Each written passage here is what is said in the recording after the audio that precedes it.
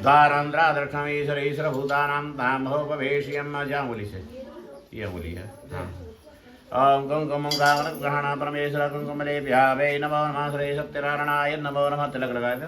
गंधम रे व्यावे नमो नमः गंधद्रव्यभूतानां ताम्भोपवेश्यम गंधाक्षरं पुष्पाणि समर्पयामि नमो नमः। फूल चढ़ा दीजिए।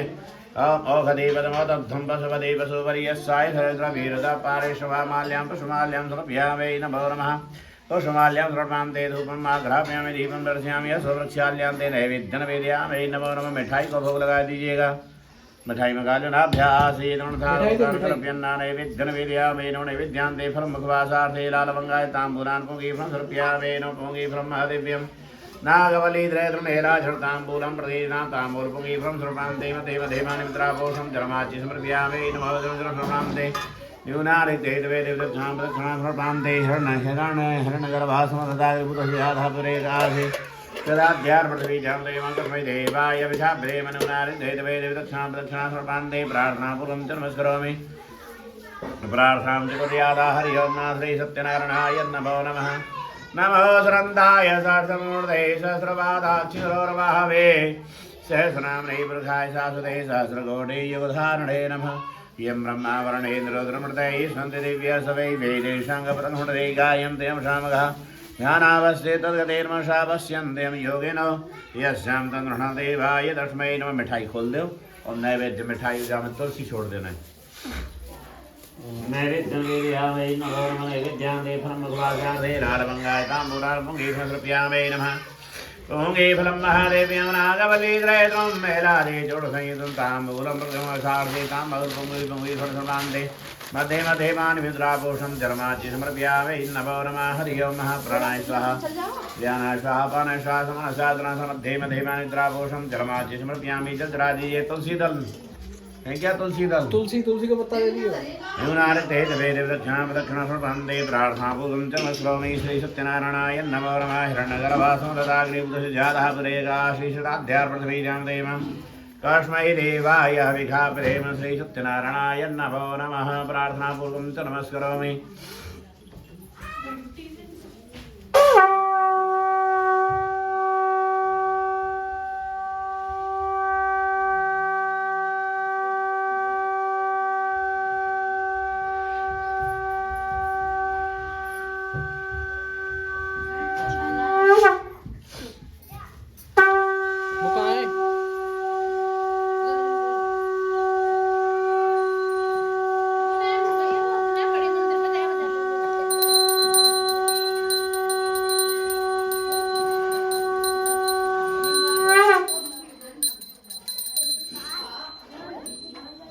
बोलिए श्री सत्यनारायण भगवान की जय। बोल लाड़ी भाई बाबा की जय। बोल भगत जी महाराज की जय। श्री सतगुरुदेव भगवान की जय। नमो सुनंदाय सहस्रमूर्धये सहस्रपादाक्षरोर्वाहवे सहस्रनाम्ने पुरुषाय शाश्वते सहस्रकोटि युगधारणे नमः। सशङ्खचक्रं सखेडगणनं सभेदवासरं सरसीरहेक्षणं सहारवक्ष सरगोस्वाश्रियं नमामि वैष्णं शीर्षा चतुर्भुजं। सत्यव्रतं सत्यपरं सत्यं सत्यस्य योनिर्हितं च सत्यं सत्यस्य सत्यमृत सत्यनेत्रं सत्यात्मं त्वां शरणं प्रपन्नः। बोले श्री सत्यनारायण भगवान की जय। एकदानेन सारण्येरस्य सोनगादयः प्रवचरमणिया सर्वेषु तन्पौराणिकं खलु सर्वशास्त्रवेतासी वेद व्यासी श्रोताओं से कहते हैं। एक समय नैमिषारण्य नामक वन में सोनगाद 88,000 शिगण इकट्ठे होकर के महान कष्ट के कलयुग से दुखी होने वाले मनुष्य के कल्याण के लिए विचार विमर्श कर रहे थे। इसी विचार विमर्श के मध्य व्यास जी के शिष्य श्री सूत जी महाराज का आगमन हुआ। उन्हें देख करके सभी ऋषियों ने उनका उठ करके अभिवादन किया तथा अर्घ्यपाद दे करके उनका यथोचित सम्मान किया और उनसे पूछने लगे, व्रतेन तपसा क्यों वा प्राप्ते वांछितं फलं तत्सर्वं सोढुमिच्छामः कथयस्व महामने। हे प्रभु, कलियुग निकट आने वाला है।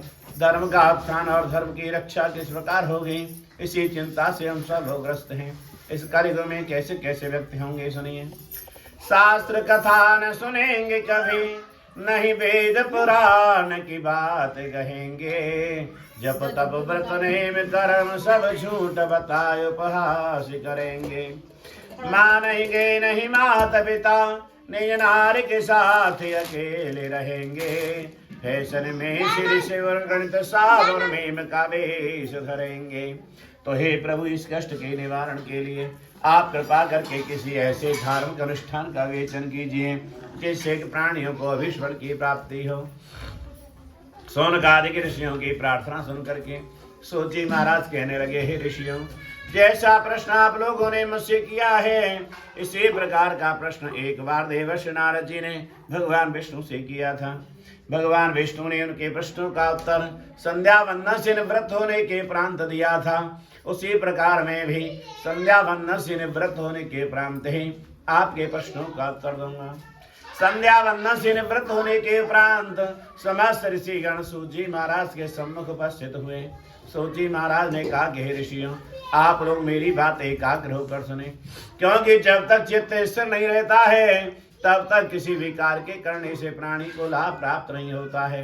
हे महर्षियों, एक बार देवर्षि नारद जी परोपकार की कामना से अनेक लोकों में घूमते फिरते हुए इस पृथ्वी लोक में आए।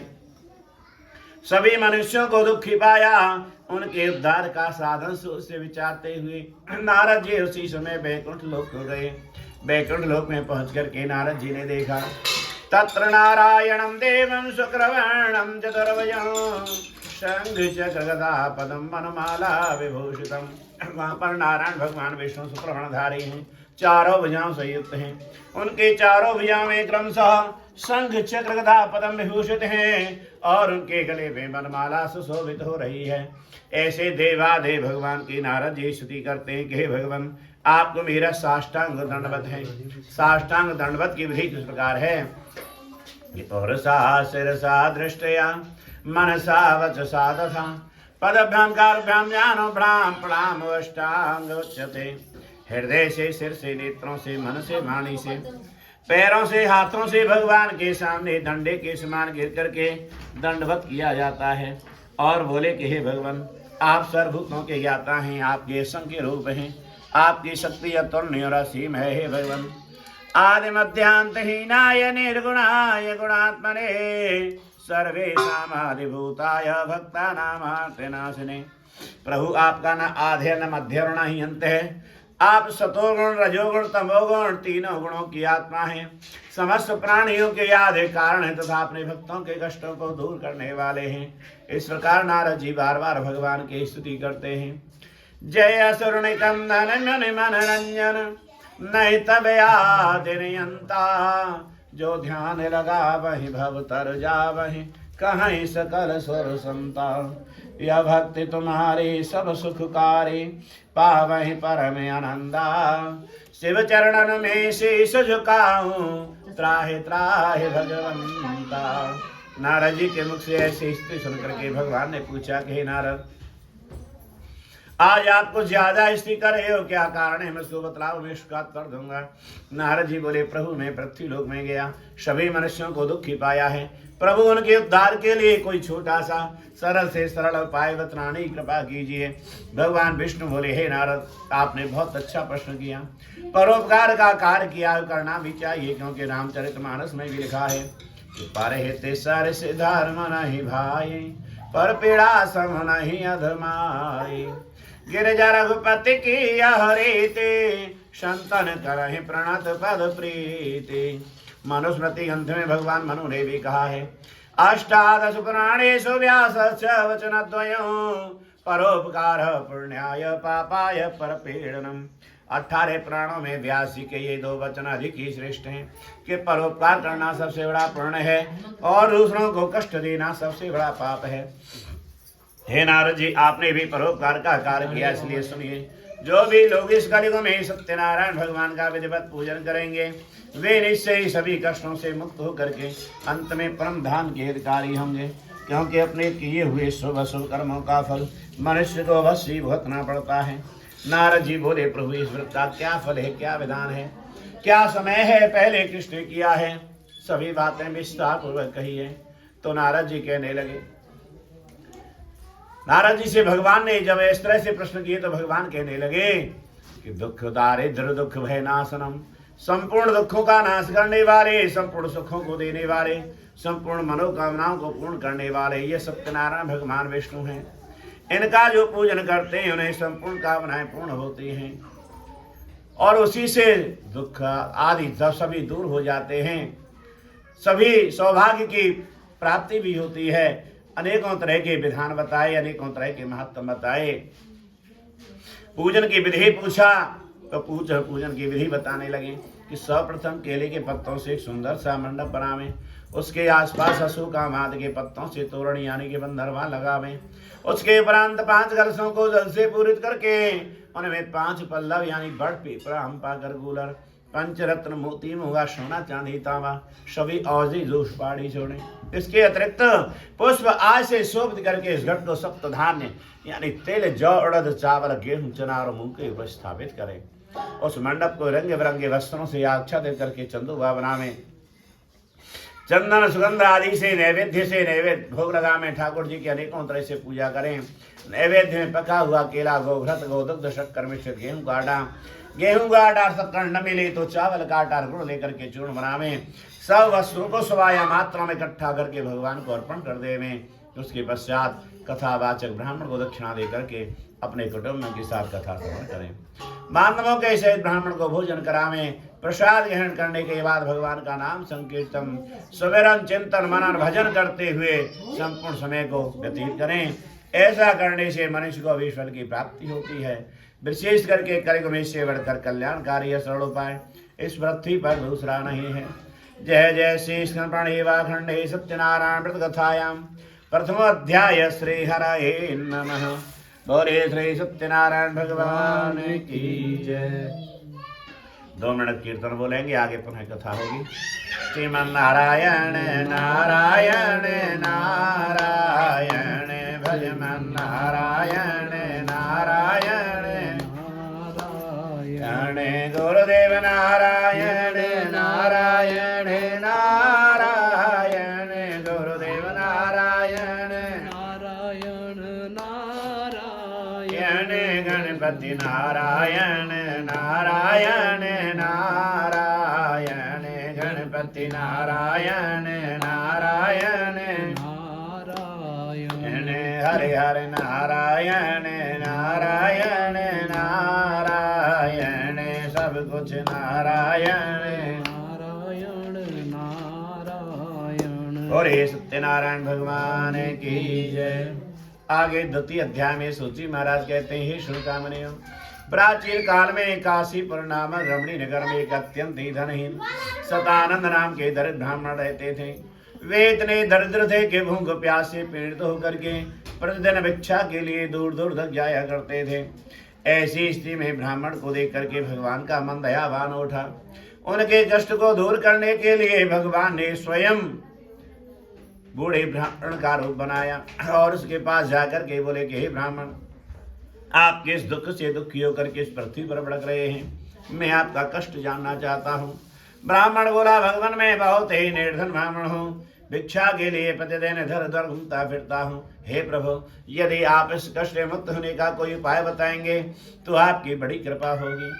बूढ़े ब्राह्मण का रूप धारण करने वाले भगवान विष्णु बोले कि हाँ, एक उपाय है हे ब्राह्मण। सत्यनारायण विष्णु सत्यनारायण भगवान विष्णु अविनाशित फल को देने वाले हैं, क्योंकि कहा भी गया है, जन कह कछुआ देह नहीं मोरे असविश्वास तजहु जाने मोरे। अतः सभी का विश्वास त्याग करके प्राणी यदि मेरा विश्वास करता है तो मैं इसको सब कुछ देता हूँ, मेरे लिए कुछ भी अदेय नहीं है। अतः हे ब्राह्मण, आप मेरे कहने से इस व्रत को अवश्य करें। ब्राह्मण को व्रत और पूजन की विधि बतलाए करके भगवान उस स्थान से अदृश्य हो गए। भगवान के अंतर ध्यान हो जाने पर ब्राह्मण अपने मन में सोचने लगा कि इस व्रत का विधान तो बहुत बड़ा है, उसे विधिवत करना मेरे वश की बात नहीं। क्योंकि भिक्षावृत्ति से तो परिवार का पालन पोषण ही नहीं हो पाता, तो मैं इस व्रत को कैसे संपन्न कर सकूंगा। इसी उगापुग में ब्राह्मण को रात्रि भर नींद नहीं आई। प्रातः काल स्नान आदि कर्मों से निवृत्त होकर के ब्राह्मण ने अपने मन में ऐसा दृढ़ संकल्प कर लिया कि आज की भिक्षा से मुझे जो भी प्राप्ति हो जाएगी उसी से मैं सत्यनारायण भगवान का व्रत और पूजन कर दूंगा। भगवान की कृपा से उस दिन उसे भिक्षा में बहुत धन मिला। उसी दिन क्यों मिला? क्योंकि तुम कृपा ले जा पर अनुकूला, ताहिने व्यापे त्रिवेदी भवसूला। जा पर कृपा राम की होई, ता पर कृपा करे सब कोई। इसलिए घर लौट करके ब्राह्मण ने बंधु बांधव को बुलाया। ब्राह्मण को बुलाया करके विधिवत सत्यनारायण भगवान का व्रत और पूजन किया। उस व्रत और पूजन के प्रभाव से वह दरिद्र ब्राह्मण सब प्रकार को दुखों से छूट गया और संपूर्ण सुखों को प्राप्त करके अंत में वैकुंठपुरी को प्राप्त किया। इसी तरह से एक लकड़हारा लकड़ी बेचने के लिए दूर दूर तक जाया करता था। एक दिन जो है लकड़ी बेचते हुए उसी भिखारी ब्राह्मण के यहाँ जा पहुंचे और उसके पास इतना धन ऐश्वर्य वैभव देख करके बड़ा आश्चर्य करने लगे। कथा हो रही थी, कथा सुनने लगे। जब प्रसाद दिया ब्राह्मण ने तो लकड़हारे ने अनेकों प्रश्न किए, महाराज ये आप क्या कर रहे हो, इसके करने से क्या होता? आप तो भिखारी थे, आपके पास इतना धन ऐश्वर्य वैभव कहाँ से आ गया? अनेकों प्रश्न किए। सब प्रश्नों का जवाब ब्राह्मण ने एक ही उत्तर में दे दिया कि आज तुम जो मेरा वैभव देख रहे हो ये सब श्री सत्यनारायण भगवान की ही कृपा का फल है। क्योंकि कहा भी गया है कि प्रभु की कृपा भयो सब काज, जन्म हमारे सफल आज हमारा जन्म सफल हुआ, जो कि प्रभु की कृपा से आज हम प्रभु की कथा सुन रहे हैं। ये प्रभु की सबसे बड़ी कृपा है। भगवान की ऐसी महिमा जान करके लकड़हारा प्रसन्न हो करके जो है प्रसाद लेकर के अपने नगर को गया। दूसरे दिन लकड़हारे ने भी अपने मन में ऐसा दृढ़ संकल्प कर लिया कि आज की लकड़ी बेचने से मुझे जो भी धन मिल जाएगा उसी से मैं सत्यनारायण भगवान का व्रत और पूजन कर दूंगा। भगवान की कृपा से उस दिन उन्हें जो है लकड़ी के व्यापार में दुगना लाभ प्राप्त हुआ। प्रसन्न मन से भगवान के पूजन के लिए केले का पका हुआ फल, शक्कर, घी, दूध, दही, गेहूं का आटा खरीदा। बंधु बांधवों को बुलाया, ब्राह्मण को बुलाया करके विधिवत श्री सत्यनारायण भगवान का व्रत और पूजन किया। उस व्रत और पूजन के प्रभाव से लकड़हारे को भी धन धान की प्राप्ति हुई। संसार में जीवन पर्यंत संपूर्ण सुखों को प्राप्त करके अंत में उन्होंने भी वैकुंठपुरी को प्राप्त किया। जय जय श्री कृष्ण सत्यनारायण व्रत कथायां द्वितीय अध्याय श्री हरये नमः। बोले श्री सत्यनारायण भगवान की जय। श्रीमन्नारायण नारायण नारायण भजमन नारायण शिव जय नारायण नारायण नारायण शिव जय नारायण नारायण नारायण दुर्गे नारायण नारायण नारायण अम्बे नारायण नारायण नारायण हरे हरे नारायण नारायण नारायण सब कुछ नारायण नारायण नारायण। आगे तृतीय अध्याय में सूची महाराज कहते हैं, हे श्रोतामणियों, प्राचीन काल में योलकासु नाम के एक राजा राज करते, बहुत ही धर्मात्मा राजा। उतनी उनकी पत्नी भी बहुत ही पतिव्रता स्त्री अपने पति योलकासु नाम के राजा के साथ भाद्रशिला नदी के किनारे सत्यनारायण भगवान का पूजन कर रहे थे। इतने में ही वहां पर एक शेर जी आई। शेर जी की नाव में बहुत सारा धन था। नाव को नदी के किनारे बांध करके राजा के पास गए और देखा कि राजा कोई पूजन कर रहे हैं। विनय सहित राजा से पूछने लगे, किम इदं कुरुषे राजन भक्त युक्तेन चेतसा प्रकाशम कुरुष सर्वं चोतमिच्छामि सांप्रतम्। हे राजन, आप इतनी श्रद्धा से तन्मय होकर के किसका पूजन कर रहे हैं, किस उद्देश्य से कर रहे हैं, सभी बातें विस्तार पूर्वक कही हैं। तो राजा ने उत्तर दिया, पूजनम गृहते साधो विष्णु रतुर तेजसो व्रतम च शरणे साध्रम गोत्राद्य व्याप्ति कामया। हे साधु, मैं श्री सत्यनारायण भगवान का व्रत और पूजन कर रहा हूँ। बंधुओं के साथ पूजन का प्राय पुत्र की प्राप्ति है, क्योंकि सब कुछ होते हुए भी मेरे संतान हो और शास्त्रों के अनुसार धर्माचरण के द्वारा ही पुत्र की प्राप्ति होना संभव है। क्योंकि जब दशरथ जी के कोई पुत्र नहीं था तो उन्होंने भी क्या किया, एक बार भूपति मन माही पे गिलाने मोरे सुत नाही। श्रृंगी ऋषि वशिष्ठ बुलावा पुत्र का शुभ यज्ञ करावा। श्रृंगी आदि ऋषियों को बुला करके दशरथ जी ने भी पुत्र के लिए यज्ञ किया था। तो मैं जो है सत्यनारायण भगवान का यज्ञ कर रहा हूँ और भावी संतान के लिए।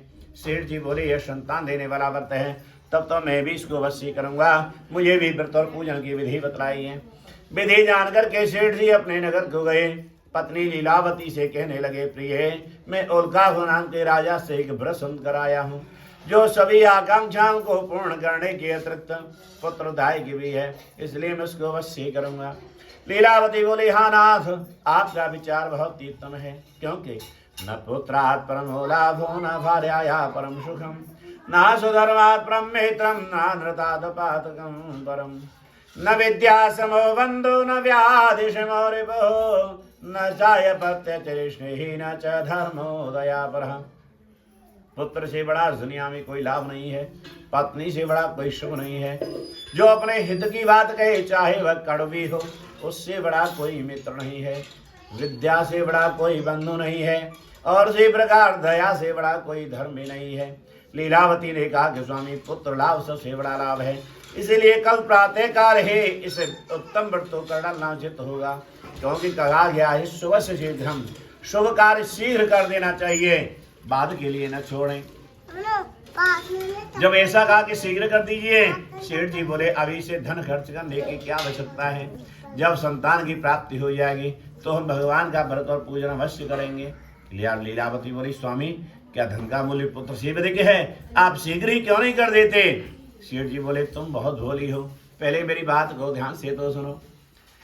कि मात कहे मेरो पूत सपूत है, बहन कहे मेरो सुंदर भैया, तात कहे मेरो कुल को दीपक लोक मिला जोर धीर मधैया, नार कहे मेरो प्राणपति और जीवन जान किले हूँ बलैया, शिव कहे सुन साय कबर सोई बड़ो निज गांठ रुपैया। और भी कहा है, धन ही धन तो सब चाहे प्रभु को चाहे न कोई, जो प्रभु का सुमिरन करे तो धन श्रुतया होए। पति से इस प्रकार का उत्तर पाए करके पतिव्रता लीलावती चुप हुई। 10वें महीने में सुंदर कन्या की प्राप्ति हुई। नामकरण के लिए पंडितों को बुलवाया, नित्य कला बढ़ने के अनुसार उसका नाम कलावती रखा। नामकरण हो गया। लीलावती ने मधुर शब्दों में कहा कि स्वामी अब हमें व्रत और पूजन में विलंब नहीं करना चाहिए, शीघ्र कर दीजिए। सेठ जी बोले, देखो कन्या के जन्म महोत्सव में बहुत ज्यादा ही धन खर्च हो गया है, इसीलिए इस व्रत और पूजन को अब हम बेटी के विवाह के समय पर कर देंगे। आशा सब नहीं करके नगर में घूमने के लिए चले गए, अपने कार्य में व्यस्त हुए। कुछ ही समय में जाकर के जो है बेटी शीघ्र ही विवाह के योग्य हो गई। वर की खुश कराई। कांचनपुर नाम नगर को यानी कलकत्ता से सुंदर वर को ले आए और बोले, महाराज इस वर में गुण बहुत है, रूपशील व्यवहार, शिव की कृपा हो तो करिए नेगाचार। दूतों के मुख से वर के संबंध में ऐसी प्रशंसा सूचक बात सुन करके और कुलम च शीलम च सराधता च विद्याम च भित्तम च बभूर्वयस्व एतान गुणान सत्व चिन्ह देया कन्या वदन्या न बचम धनिया। वर में 7 गुण देखे जाते हैं कि उसका कुल कैसा है, शील व्यवहार है कि नहीं, समझदार वह है, विद्या उसके पास है, धन उसके पास है और वह वयस्क है। इस प्रकार के 7 गुण पाए करके अपनी बेटी के आवास के साथ कर दिया। लेकिन दुर्भाग्यवश कन्या के विवाह के समय भी भगवान के व्रत और पूजन को भूल गए। भगवान उसकी भूल से अत्यंत ही रुष्ट हुए और कहने लगे, तुम्हें दारुण दुख की प्राप्ति होगी। यह अर्थलिप्सा का परिणाम है, क्योंकि लोभात् क्रोधे प्रवृत्ति लोभात् कामः पजायते लोभात् मोक्षनाशस्य लोभः पापस्य कारणम्। लोभ क्रोध को उत्पन्न करता है, लोभ कार्य को उत्पन्न करता है, लोभ मोह का नाश करता है और लोभ ही एक पाप का कारण है। सेठ जी को शाप देने के पश्चात भगवान ने ऐसी लीला की कि एक दिन 2 चोर का बहुत सा धन चुरा ले गए। भागते भागते वहीं जा पहुंचे जहां दोनों वैश्य ठहरे हुए थे। राजा के सिपाही भी चोरों का पीछा कर रहे थे। सिपाहियों को आता देख करके चोरों ने घबराए करके चुरा लिए धन को दोनों वैश्यों के बालक छोड़ा और स्वयं छिप गए। सिपाहियों ने आकर के देखा कि राजा का धन पड़ा हुआ है। उन दोनों वैश्यों को ही बांध कर ले गए और राजा से बोले, महाराज यही दो चोर हैं, इनके लिए आज्ञा दीजिए। राजा ने आज्ञा दे दी कि बांध करके जेल में डाल दो और जितना भी धन है इनके पास सब चोरी का ही होगा, उसे अपने खजाने में जमा कर लो। बेचारों को सबूत पेश करने का भी कोई मौका नहीं दिया। इधर दोनों वेश्यों की इतनी बुरी दशा हुई, उनके घर पर पत्नी और पुत्री को महान कष्ट का सामना करना पड़ा, क्योंकि घर पर जितना भी धन रखा था उसे चोर चुरा कर ले गए। इस कारण माँ बेटी मानसिक और शारीरिक यातनाएं भुगतने लगी। भूख प्यास से पीड़ित होकर के घर घर भिक्षा मांगने लगी। एक दिन कलावती कन्या भिक्षा के लिए ब्राह्मण के घर पे जा पहुंची। वहां सत्यनारायण भगवान की कथा हो रही थी। कथा सुनने लगे। बहुत रात में जाने पर प्रसाद लेकर के घर को लौटे। लीलावती ने डांट करके कहा, बेटी तो इतनी रात तक कहाँ रही, तेरे मन में क्या है? क्योंकि शास्त्र के अनुसार स्त्री को कभी भी स्वतंत्र नहीं रहना चाहिए। जब डांट करके पूछा, कलावती कन्या कांपते हुए बोली, मैया मैं तो एक ब्राह्मण के यहाँ भिक्षा मांगने गई थी। वहां श्री सत्यनारायण भगवान की कथा हो रही थी और कथा में सुन लिया कि प्रसाद छोड़ के नहीं जाना चाहिए, तो देखो मैं प्रसाद का दोना लेकर के आई हूँ। लीलावती को पहला संकल्प भी याद आ गया। बंधु बांधवों को इकट्ठा किया, ब्राह्मण को बुलाए करके विधिवत श्री सत्यनारायण भगवान का प्रतोर पूजन किया। पूजन की संपूर्णता पर उन दोनों ने मिलकर के भगवान की स्तुति की, हे दीनबंधु भगवान, यदि मेरे पति और दामाद कुशल पूर्वक घर को आएंगे तो मैं पुनः आपका व्रत और पूजन करूंगी। मेरे पति तथा दामाद से अनजाने में जो भी अपराध हुए हैं उन्हें आप क्षमा कीजिए। इस प्रकार बारंबार भगवान की स्तुति करने लगी कि नाये चरण सिर कह कर जोरी, नाथ मोहि कछु नाहिन खोरी। अतिशय प्रबल देव तब माया, छूटे राम करहु जो दाया। लीलावती के व्रत और पूजन से वहां संतुष्ट हुए। राजा चंद्रकेत को स्वप्न में दिखाई दी और बोले, राजन जो दो वैश्य तुम्हारे यहाँ बंदी गृह में पड़े हैं उन दोनों को तुम प्रातः काल ही जेलों से मुक्त कर देना। जितना धन लिया से लौटा देना, नहीं तो तुम्हारे धन राय पुत्राय सभी नष्ट हो जाएंगे। ऐसा कहकर के भगवान अंतर ध्यान हो गए। राजा ने तुरंत ही आकस्मिक सभा बुलाई, विचार विमर्श किया, दोनों वैश्यों को जेलों से मुक्त किया। जितना धन लिया था उसके बदले में दुगना धन दे करके विदा किया। इस प्रकार दोनों वैश्य प्रसन्नता पूर्वक अपने नगर के लिए चल दिए। जय जय श्री कृष्ण प्रणीवाखंडे सत्यनारायण कथायाम तृतीयोध्याय श्री हरे नमः। बोले श्री सत्यनारायण भगवान की जय। श्रीमन्नारायण नारायण नारायण भजमन नारायण नारायण केशव नारायण नारायण नारायण केशव नारायण बद्री नारायण नारायण नारायण बद्री नारायण नारायण नारायण हरे हरे नारायण नारायण नारायण सब कुछ नारायण नारायण। बोले सत्यनारायण भगवान की जय। चतुर्थ अध्याय में सूत जी महाराज कहते हैं, हे जेलों से छूट करके सेठ जी ने बड़े ही मंगल कर्म किए, दान पुण्य आदि बहुत किए। भगवान ने विचार किया, सेठ जी दान पुण्य बहुत कर रहे हैं, इनका हृदय निष्कपट भाव हुआ है कि नहीं, परीक्षा करनी चाहिए। भगवान ने स्वयं जो है दंडी स्वामी का वेश बनाया। जाकर के कहने लगे, सेठ जी तुम्हारी नाम में क्या क्या चीजें भरी हुई हैं। धन के अहंकार में मन ही मन सेठ जी ने विचार किया कि पहले से भी बहुत दान कर चुका हूँ और ये आए तो बिना लिए जाएंगे ही नहीं। विचार करके कह दिया, महाराज मेरी नाम में तो लता पत्राल भरे हुए हैं। भगवान ने भी कह दिया तथास्तु और समुद्र के किनारे जा करके अपना आसन लगा दिया। नित्य क्रिया करने के बाद सेठ जी ने जब नाव में देखा तो हीरे जवाहरात ही है पेलता पत्रा दे करके बेहोश होकर के पछाड़ खा करके धरती पर गिर पड़े। मूर्छा खुलने पर दामाद कहने लगे कि पिताजी आप शोक क्यों करते हो। शास्त्रों में कहा गया है गतेषु कौन कर्तव्यो भविष्यवरेव चिन्तयेत् वर्तमानेषु कालेषु वर्तयन्ते विचक्षणः। जो नष्ट हो गया, जो बीत गया, उसके लिए शोक मत करो, क्योंकि शोक करने से, रोने बिलखने से वह वापस आने वाला नहीं। भविष्य में किसी भी प्रकार की चिंता मत करो, क्योंकि भविष्य में क्या होगा कभी किसी ने जाना ही नहीं। वर्तमानेषु कालेषु वर्तयन्ते विचक्षणः। वर्तमान में जो कार्य जिसने हम विधि से करना है बस उस कार्य को करते चलो। फल देने वाले तो भगवान हैं, वे अवश्य आपकी इच्छा पूर्ण करेंगे। दामाद के परामर्श से सेठ जी तुरंत ही भगवान की शरण में गए, अनेकों तरह से क्षमा याचनाएं की। भगवान तो भोले वाले हैं, सज्जन हैं, और सज्जन का क्रोध क्षण भर के लिए होता है।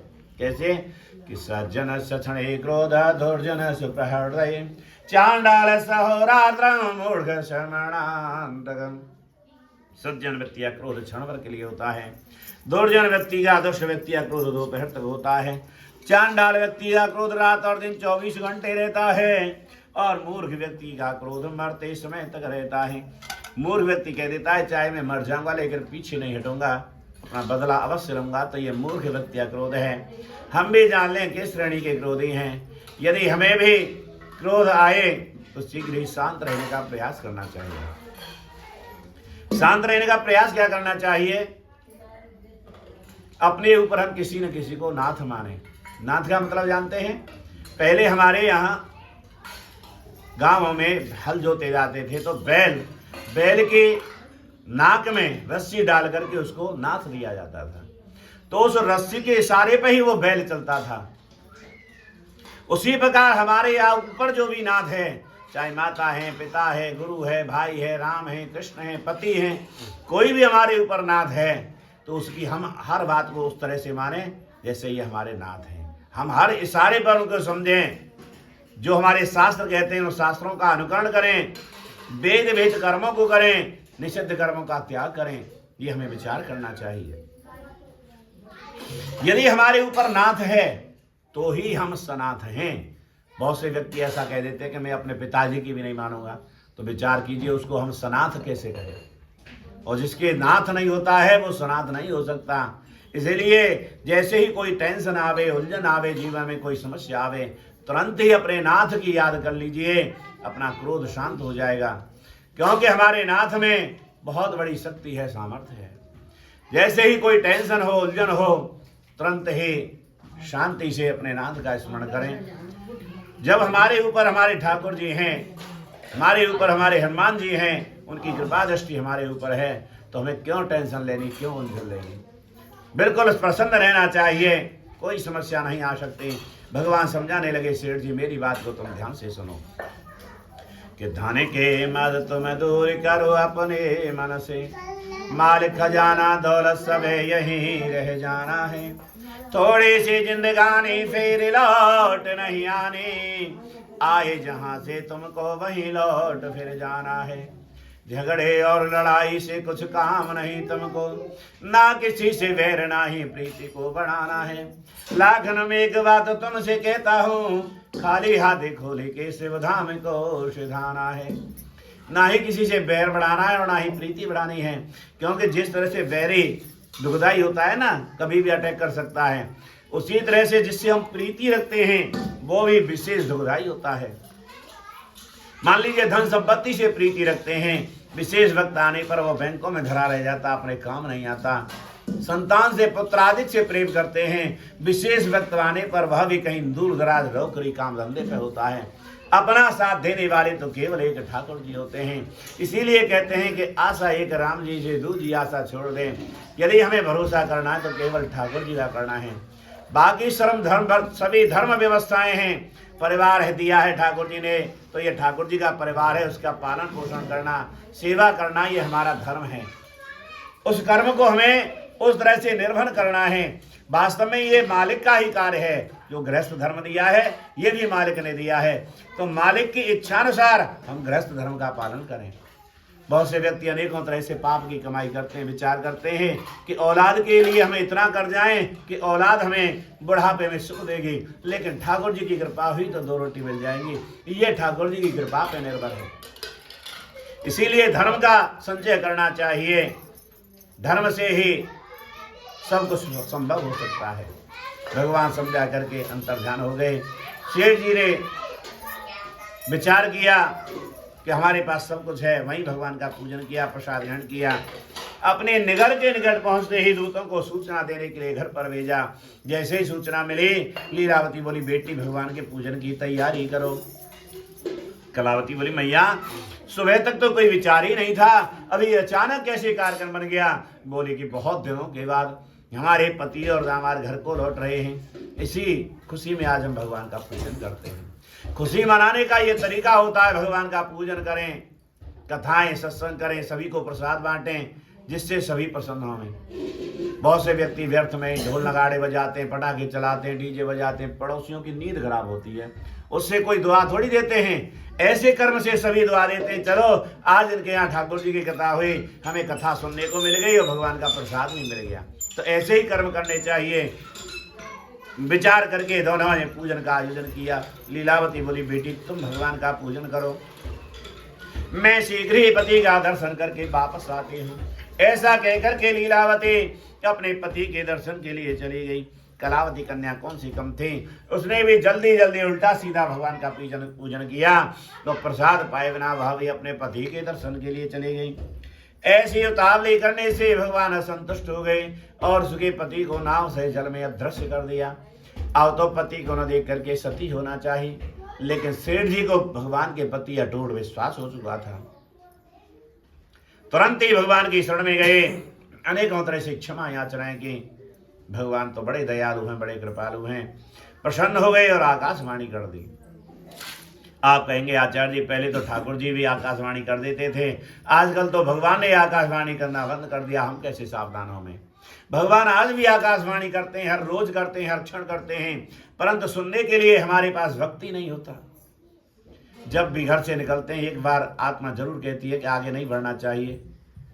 हमारे शास्त्रों में ऐसे ऐसे नियम बताए गए हैं। हमारे ही बुजुर्ग हुए ऋषि मुनि, उन्होंने ये गीता, रामायण, भागवत आदि ग्रंथ बनाए। क्यों? कि हमारी संतानें इनको पढ़ेंगी, इन पर चलेंगी तो इनका जीवन सुखी हो जाएगा। ना तो हम पढ़ते हैं ना ही चलते हैं, इसलिए हमें दुख झेलने पड़ते हैं। ऐसे ही एक सज्जन थे भोले वाले, किन्हीं आचार्य जी ने कह दिया बेटा रामायण पढ़ा करो, तुम्हारा कल्याण होगा।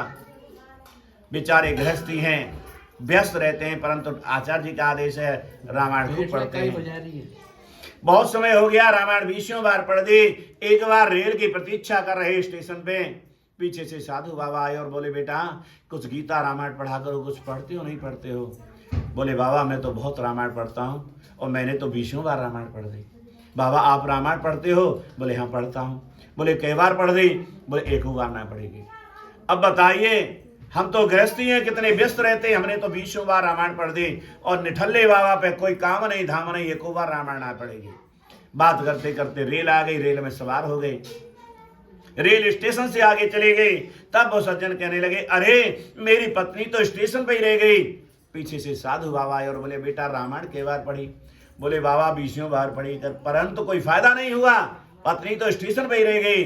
तो साधु बाबा कहने लगे बेटा 20 बार नहीं, केवल आधी चौपाई ही पढ़नी थी कि प्रिया चढ़ाए चढ़े रघुराई।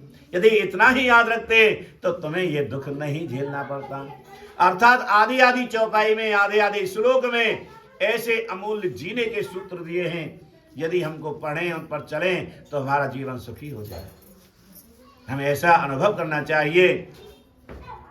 जीवन में सुख लेना है तो उन ग्रंथों का मानना है।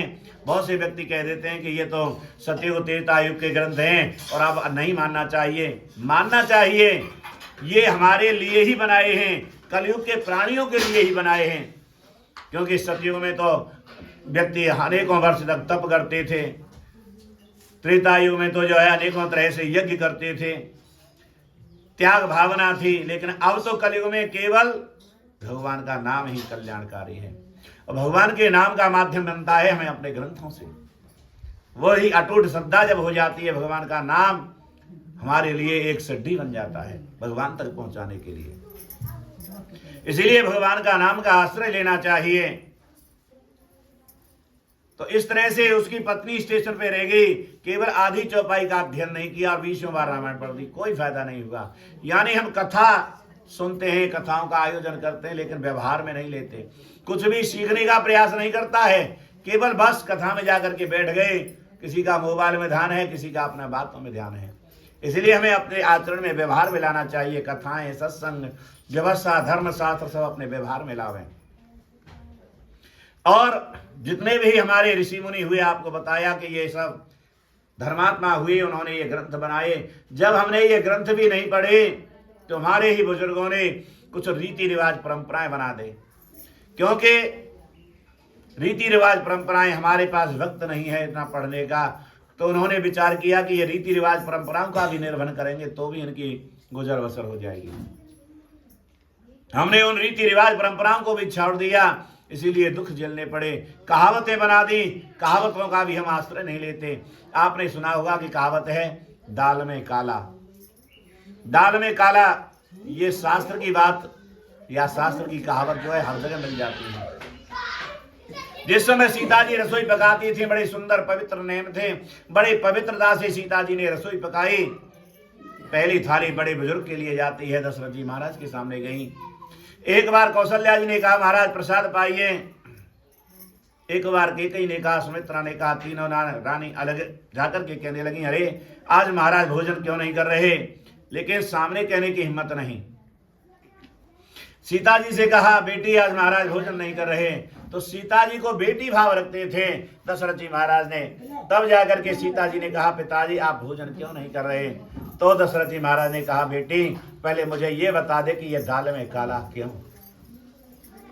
सीता जी कहने लगी पिताजी आपके यहाँ बड़े ही सुंदर पवित्र नियम हैं, मैंने पवित्र नियमों का आचरण करते हुए सुंदर प्रसादी थाली की परोस दी। थाली को लाने वाली थी, न जाने कहां से ये दाल में तिनका आकर के गिर गया। आपका नियम बड़ा सुंदर था, मैं न उसमें से पलट के निकाल सकती, न उंगली से निकाल सकती, न चम्मच से निकाल सकती। बार बार प्रयास करने पर पलकों से निकालने का मैंने प्रयास किया। बार बार प्रयास करने पर भी जब तिनका नहीं निकला तो मुझे गुस्सा आ गया। जो मैंने क्रोध से उस तिनका को देखा तो जल करके भस्म हो गया, काला पड़ गया। कहने लगे दशरथ जी महाराज बेटी मुझे ये वचन दे दें कि जीवन में इस दृष्टि को दोबारा नहीं लाएगी। वहां सीता जी ने वचन दिया। हम कह देते हैं कि सीता जी ने रावण को भस्म क्यों नहीं कर दिया, वो तो आदि शक्ति थी। तो वहां चौपाई आती है कि तृणधर ओटे कहते वैदेही सुमेर अवधपति परम स्नेही। अवधपति जब तक राम जी तो बने ही नहीं थे। अरे रावण उन अवधपति महाराज दशरथ जी का स्मरण कर ले, यदि उनके सामने ये तिनका नहीं जाता तो इस तिनका की तरह तुझे भी मैं जला करके भस्म कर देती। इसलिए कभी भी देवियों को क्रोध नहीं करना चाहिए, कभी भी गुस्सा नहीं करना चाहिए, क्योंकि जिस परिवार में जो है क्रोधी स्वभाव की औरत होती हैं, गुस्से स्वभाव की औरत होती हैं, वह घर कभी उन्नति नहीं करता। इसलिए देवियों को हमेशा प्रसन्न रहना चाहिए। बहुत सी ऐसी हैं गुस्सा को दिखाती नहीं है, मुंह फुला के रहती हैं, लेकिन फिर भी प्रसन्न चित्त रहना चाहिए। जो भी ठाकुर जी करेंगे हमारा सब आनंद करेंगे, मंगल करेंगे। इसीलिए रीति रिवाज परंपराएं कहावतें सब शास्त्रों से ली गई हैं, उन पर विचार करना चाहिए, उनका पालन करना चाहिए। आकाशवाणी सुनकर के कलावती कन्या तुरंत ही घर को गई, भगवान का विधिवत पूजन किया, प्रसाद ग्रहण किया। आए करके अपने पति को देखा, सभी ने मिलकर के वहीं भगवान का पूजन किया, प्रसन्नता पूर्वक अपने नगर के लिए आए और प्रसाद पा के चले जाइए महाराज। प्रसाद पा लिया इसकी बात नहीं, भोजन कर आए। हां कर आए भोजन। हां तो करके देंगे ना, कथा है आज पर पूजा तो आए, भोजन की कोई व्यवस्था नहीं है। और बैठ के थोड़ा भजन सुन लिया, ध्यान सुन लिया और क्या। और नहीं तो प्रसाद दे दो ना, भोग लगा के ठाकुर जी का निकाल के रखे थे, प्रसाद दे दो ना, प्रसाद दे दो। और ठाकुर जी की ऐसी कृपा हुई, उसने कलावती कलान कन्या ने घर जाकर के प्रसाद ग्रहण किया, करके पति को देखा, बड़ी प्रसन्नता से, नहीं अब ज्यादा तो टाइम नहीं है, प्रसन्नता पूर्वक अपने घर को आए। प्रत्येक मास पूर्णिमा संक्रांति को श्री सत्य भगवान का पूजन करते हुए सभी ने वैकुंठपुरी को प्राप्त किया। जय जय श्री प्रणेवाखंडे सत्यनारायण व्रत कथायां चतुर्थाध्याय श्री हरये नमः। बोले श्री सत्यनारायण भगवान की जय। आगे पंचम अध्याय में सूत जी महाराज कहते हैं, हे श्रवणकामनियों, सतयुग में तुंडकधय नाम के धर्मात्मा राजा रहते थे। एक बार शिकार के लिए वन में गए, तरह तरह के हिंसक पशुओं का वध किया और एक वटवृक्ष से नीचे आकर के विश्राम करने लगे। उस वटवृक्ष पर बहुत दिनों का भूखा प्यासा एक प्रेत रहता था। बड़ी प्रसन्नता से राजा ने जाकर के पूछा कि तुम प्रेत किस यहाँ कैसे बने भटक रहे हो? प्रेत ने कहा, महाराज मैं गुजरात का निवासी हूँ, पहले जन्म में जो पाप कर्म किए हैं उसी के कारण मैं प्रेत योनि में पड़ करके इधर उधर भटक रहा हूँ। यदि आप इस कष्ट से मुक्त होने का कोई उपाय बताएंगे तो आपकी बड़ी कृपा होगी, बहुत उपकार मानूंगा। लेकिन ये बताओ कि तुम किस, राजा ने पूछा कि तुम किस पाप से जो प्रेत बने? बोले, महाराज मैं भी इसी तरह से जंगल में भटकती हुआ आ गया, मैं थक गया। मैंने कहा, ठाकुर जी